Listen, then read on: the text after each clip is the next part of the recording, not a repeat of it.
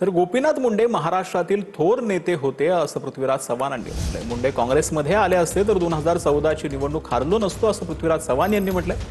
निवडून आलो असतो आणि राष्ट्रवादीनं मला मुख्यमंत्री केलं नसतं असं देखील पृथ्वीराज चव्हाण यांनी म्हटलं। त्यावेळी मी गोपीनाथ मुंडेंचं नाव सुचवलं असतं असं देखील पृथ्वीराज चव्हाणांनी म्हटलं। गोपीनाथजी मुंडे काँग्रेस पक्षामध्ये आले असते तर आम्ही 2014ची निवडणूक हरलो नसतो। गोपीनाथ मुंडे हे मास लीडर होते, तर आमचे सहकारी मित्रपक्ष NCPचे लोक होते, त्यांनी मला काही मुख्यमंत्री होऊ दिलं नसतं। आणि त्यावेळेला मी स्वतः काँग्रेस श्रेष्ठींच्याकडे गोपीनाथजी मुंडे यांचं नाव सुचवलं असतं। आणि इतका तो सक्षम नेता होता।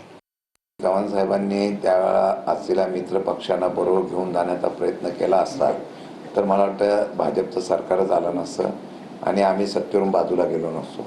आमची सत्ता गेली हे मी म्हणत नाही, पण काँग्रेसची लोक सुद्धा म्हणतायत, हे खाजगी सुद्धा म्हणतायत, याची त्यांना सुद्धा कल्पना नाही, आम्हाला सुद्धा कल्पना